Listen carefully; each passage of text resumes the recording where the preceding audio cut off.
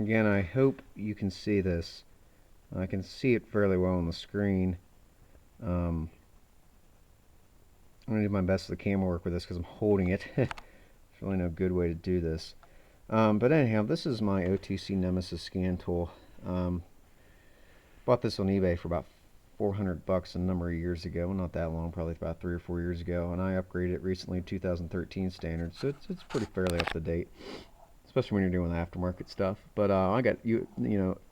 You can see at top USA Domestic, USA Asian, Global OBD2, which we're not going to use in this car. I want to show you some of the things an entry-level professional grade scan tool can do here, and how much easier stuff is when you're using one of these.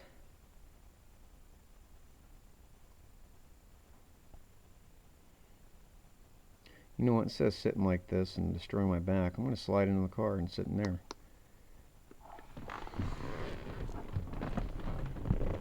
Oh, that's better. Okay. Whoops.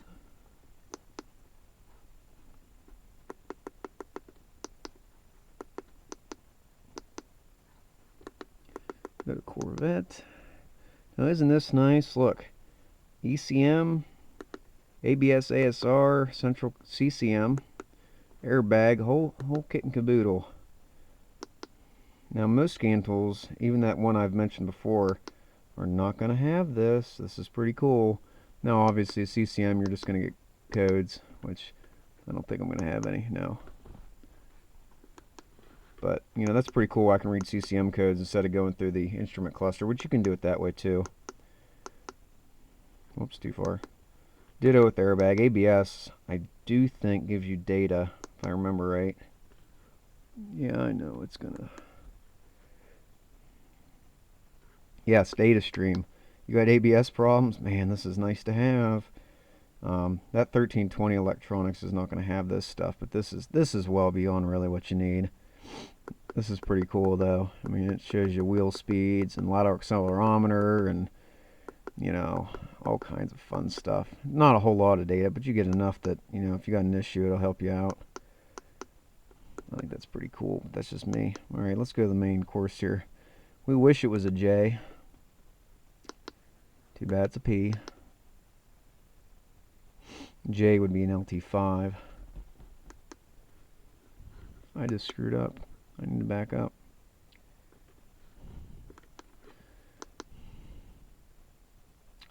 Hit the wrong... I'm trying to look through my camera screen and at the screen at the same time. It's not working real good here. By the way, on a GM OBD1, you have to not only go to the ALDL, but you got to power it up through the cigarette lighter. OBD2 is a wonderful thing.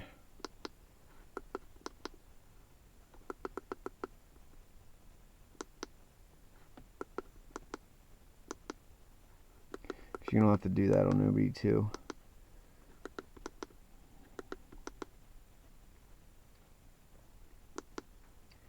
Okay, and I'm going to go straight to data stream because that's what we're here for. You know what else is cool about this tool? Is you can get your PROM ID, diagnostic states, data and sensor information. So if you didn't have an FSM, it might be in here.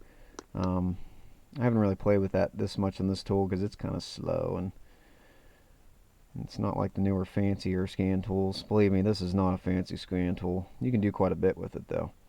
But you can see all the data.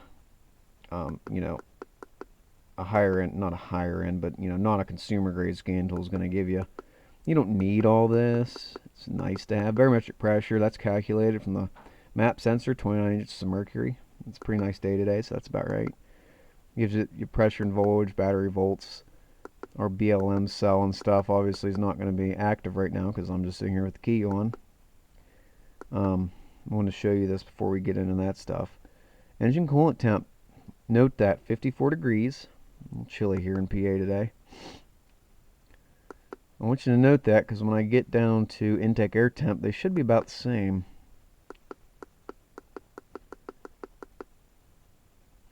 You can see, everything's kind of what it should be.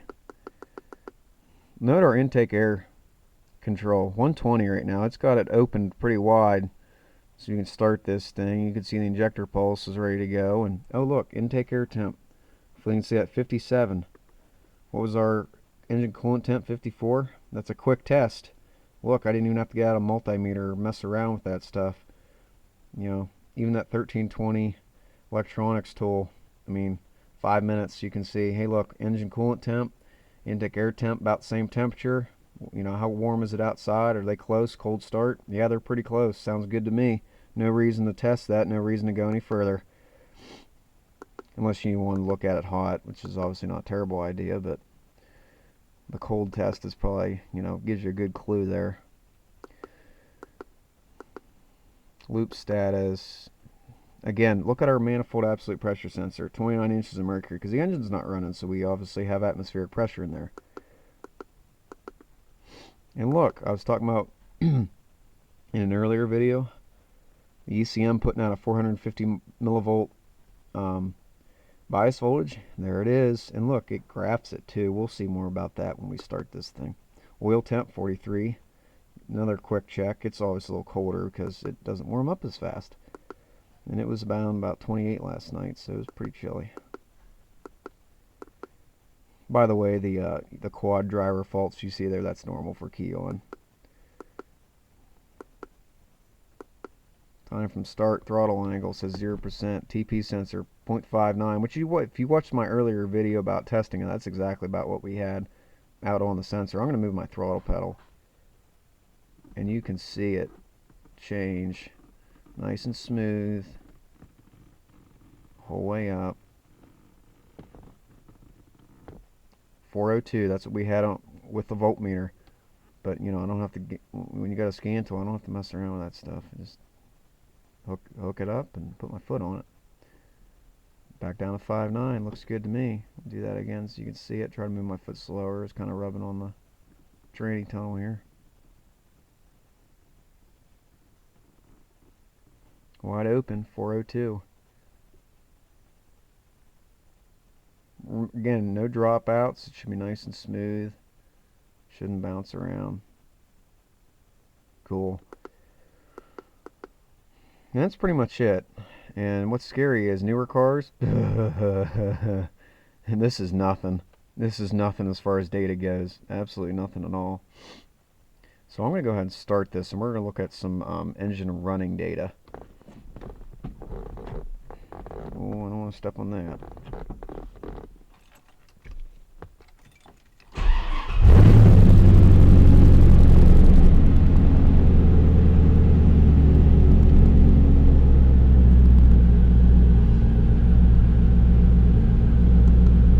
You can see our Spark Advanced program changed, and I hear my AR pump on, I think. Shouldn't have kicked on yet. We'll go up here and show you some stuff. I'll have to let this thing... Notice this reads 9, what I've highlighted. Think about what our barometric pressure was. 29 inches of mercury. We started the engine. We don't have 9 inches of vacuum in the engine. We have 20. 20... Think about it. There goes my AR pump. 29 minus 9 is what? 20 inches of vacuum. That's what we're actually reading inside there. That's how the ECM reads it. Don't let that fool you on a scan tool. We'll come back to the O2s because she's still in open loop, as you can see right there. Should be about 2 minutes or so. This tool shows low res signal in milliseconds. I don't know why, but it does. It's what it is. Knock signal, obviously we don't have any knock retard. Should be able to see injector pulse width, 2.3, 2.4, bouncing around a little bit. You'll note that our integrator has not changed yet because we do not use short-term fuel trim until we are in closed loop operation. Idle RPM. Our intake air control is at 34. It was 120 to start it, and now it's brought the RPMs down, and as the engine warms up, it'll close that thing up and less air into the engine to control the idle speed. High res signal, you'll see it count there. I think it counts up to, I want to say 200, 250. Yep, counts to 250 and starts over again. At least in this tool, you should see that counting.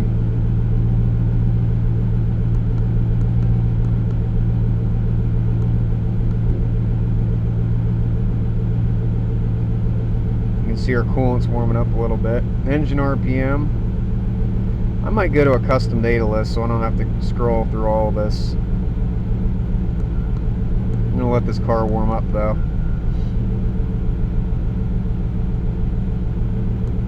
Ignore that, we aren't in closed loop yet.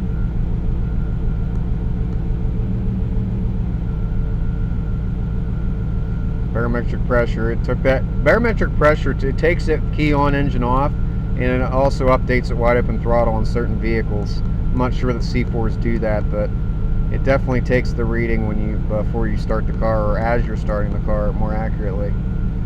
And since our AIR pump's running, you can see that it's on. Our diverter is not on right now. I wonder if I blip the throttle slightly if it'll turn on. Nah, I don't want to give it a lot of revs. I'm not sitting here anyhow.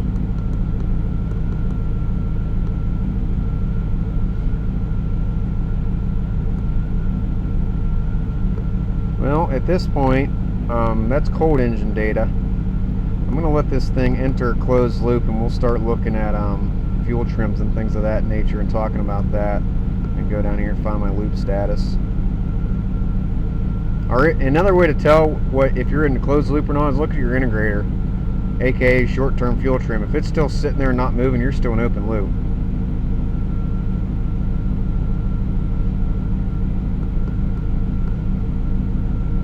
Our O2s are starting to become active though. That one's 6 something. Alright, be back in a second.